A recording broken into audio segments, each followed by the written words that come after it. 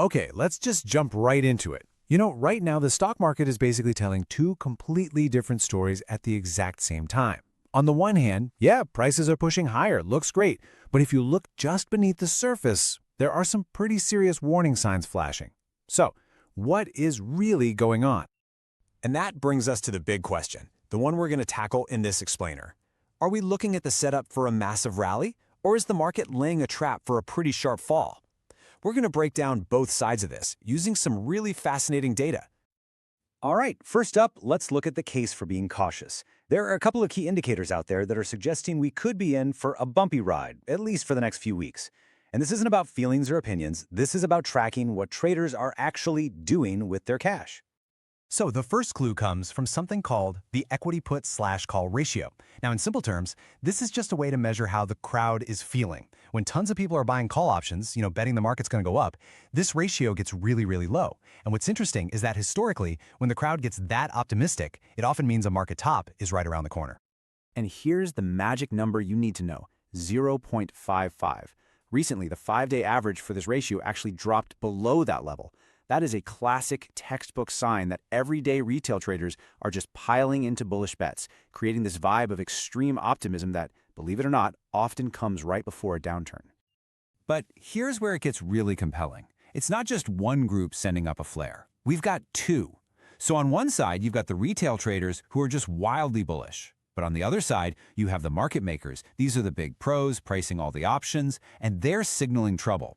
The VIX, the fear index, is actually going up as the market goes up. That almost never happens. And it's a huge sign that they expect a lot more turbulence ahead, which usually means prices are about to fall. And listen, this isn't just some abstract theory. This exact combo of signals, overly bullish retail and super cautious market makers, it's happened before. The last time we saw this precise setup, the market dropped about 3% over the next 2 weeks. So yeah, history is telling us to pay very close attention to this. Now, all this nervousness we're seeing in the options world leads us straight to our next big point.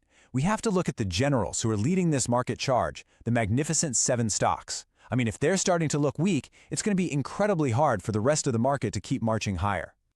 And, well, here's the headline. 6 out of the 7 Magnificent Seven stocks are showing signs of weakness. 6 out of 7. That is a huge deal. These are the companies that have been responsible for the vast majority of the market's gains, and now almost all of them are showing some serious cracks in the armor. And this table just lays it all out, doesn't it? Just look down the list. Apple, it's hitting a wall at a key resistance level. Microsoft is struggling to hold what used to be a support zone. Nvidia and Meta, they look like they're rolling over from their recent highs. Amazon is in a clear downtrend. The only stock that still looks solidly bullish here is Tesla. When 6-year 17 captains are stumbling, that is a major headwind for the whole market. Okay, but just when things start to look a little grim, the whole story takes a sharp turn. Because while that short-term picture is full of red flags, the long-term foundation of this market, well, it actually looks incredibly healthy. So let's unpack that. So to get a read on the market's long-term health, we can look at these things called sustainability ratios. Really, they're just simple comparisons. They check if money is flowing into aggressive, risk-on areas like tech and growth stocks, or if it's hiding out in defensive, risk-off sectors like consumer staples and value stocks. For a rally to be the real deal, you absolutely need those aggressive sectors leading the charge. Let's look at a classic example from a past market top to see how this works. The S&P 500 was hitting brand new highs. Everything looked amazing on the surface.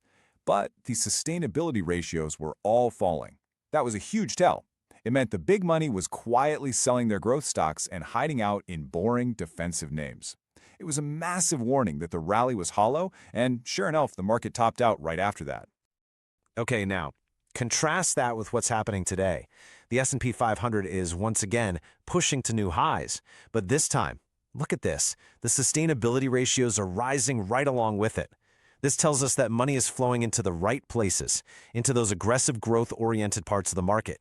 It confirms that this rally has real underlying strength. It's built on a solid foundation.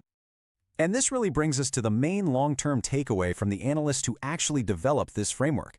Despite all the short-term wobbles and warning signs, his view is crystal clear. The market's underlying health is strong, and he's expecting it to head much higher as we go into the end of the year. So, the big question is, how do we square these two things? A risky short-term outlook, but a really promising long-term one. Well, this is where it gets really interesting, because that short-term weakness might just be setting up the next big opportunity, all thanks to some powerful seasonal trends. Here's the key idea. Instead of seeing a potential market dip as a reason to panic, you can see it as a chance to get positioned for what's coming next. A little pullback would let you buy into some really strong sectors at better prices, right before they enter what is historically their best time of the year. So, where are these opportunities? Well, this chart here highlights 3 areas that have incredibly strong seasonal tailwinds coming up in October and November. We're talking about financials, banks, and small-cap stocks.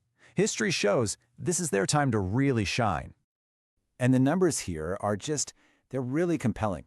Get this, regional banks have been positive in the October-November period 83% of the time over the last 13 years. Small caps have been up in November an incredible 92% of the time. And hey, even Apple, one of those wobbly Mag 7 stocks, is about to enter October, which is one of its strongest months. These are powerful currents you really don't want to swim against. So this is what it all boils down to. The market is sending us these mixed signals that are really testing everyone's patience. You've got these clear short-term risks clashing with some really solid long-term strength. So the real question for you is, if we do get that pullback, are you going to see it as a threat, or will you be ready to see it as an opportunity?